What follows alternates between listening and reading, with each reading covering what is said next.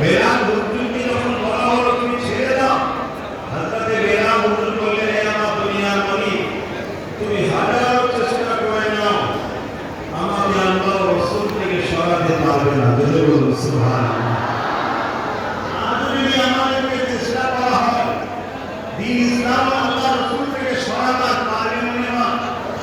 বলুন ইনশাআল্লাহ পারবে মনে হয়?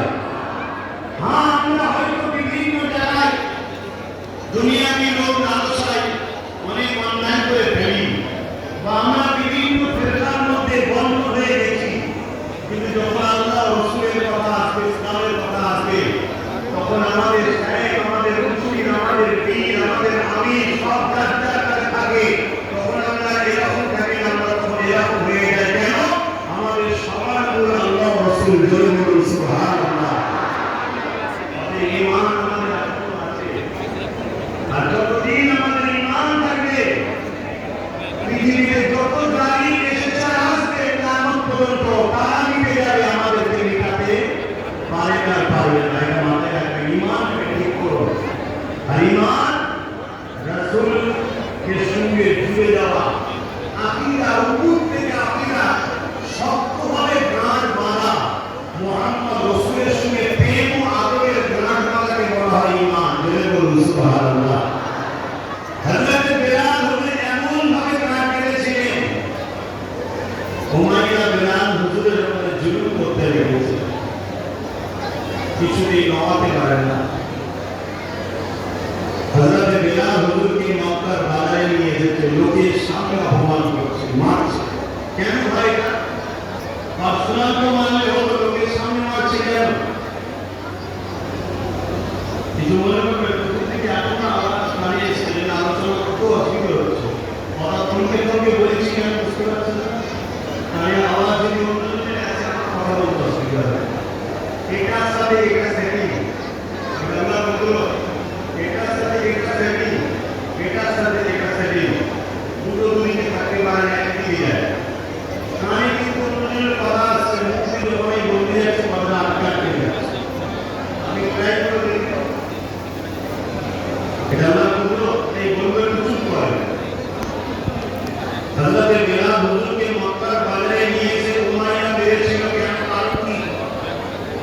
এক দল সর্দার এক জায়গায় হয়েছে, কেউ রড গরম করে বেলাল হুজুরের মুখে ঢোকে ছেঁকা দিচ্ছে, বলছে আল্লাহ বলা বন্ধ কর, রাসূল বলা বন্ধ কর। কেউ রড গরম করে পিঠে বুকে ছেঁকা দিচ্ছে, কেউ চর মারছে, কেউ লাথি মারছে, কেউ ঘুষি মারছে। আর এলাকা ভিড় হয়ে জড়ো হয়ে দেখছে।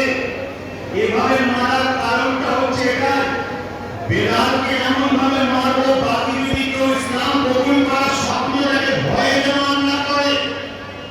আজকে দিনে তো পৃথিবী জুড়ে ফটো তুলে মুসলিমদের উপরে মারা হচ্ছে, কারণ একটাই, কেন? কুরআনকে কিতাবে পাচ্ছে না, ফটো চলে যাচ্ছে ইসলামের কুরআনে, তাই ভয় দেখানো হচ্ছে।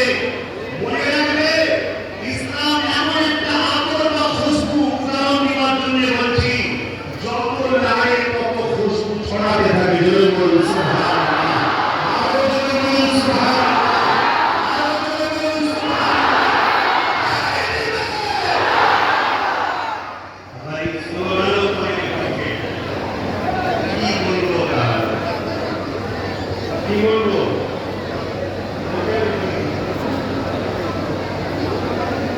একচুয়ালি শিখতেও না, জানলেও না, আরে নারা মানে গোলামি। কার গোলামি? আল্লাহু আকবার, আল্লাহ যিনি সব থেকে বড়, সব থেকে বড় যিনি, তিনাই গোলামি। আমরা জয়গান গাইছি, বলি দিচ্ছে, এই ওনার কবিতা আছে, সমস্যা নেই, না সমস্যা। কারণ এর মধ্যে এমন একটা জিনিস আছে, মসজিদে যখন আজান হয় দেখবেন এলাকার জীবজন্তুগুলো ছুটছুটি করে। আপনারা এখন না দেখে বেঁচে গেলেও দেখেন তো, জীবজন্তুগুলো ছুটছুটি করে কেন? তারা দেখতে পায় এই আজানের তকবীরের এত পাওয়া, এই পাওয়ায় শয়তান, মানবী শয়তান যারা কম্পন তৈরি করে, ভয় তৈরি করে। তাই এই কথা বন্ধ করে না, আপনি ভালো হবে, এরকম একটা মেন্টালিটি তৈরি করে।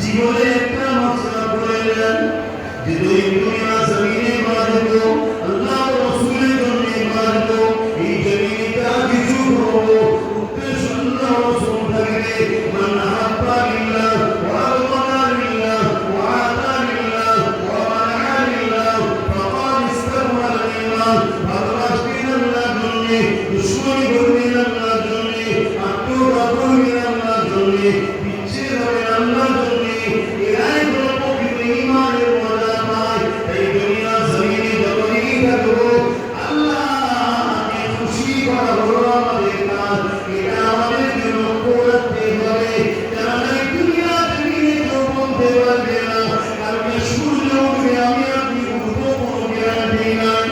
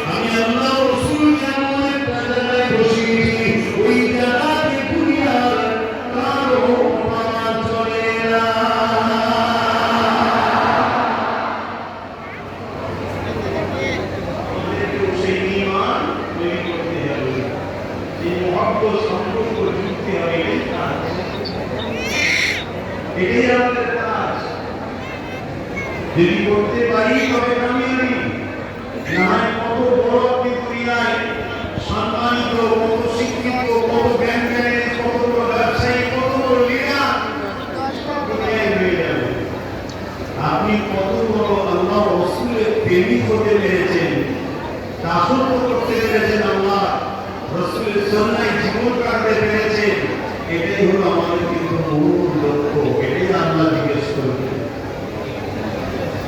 মুসলমান ছেলেরা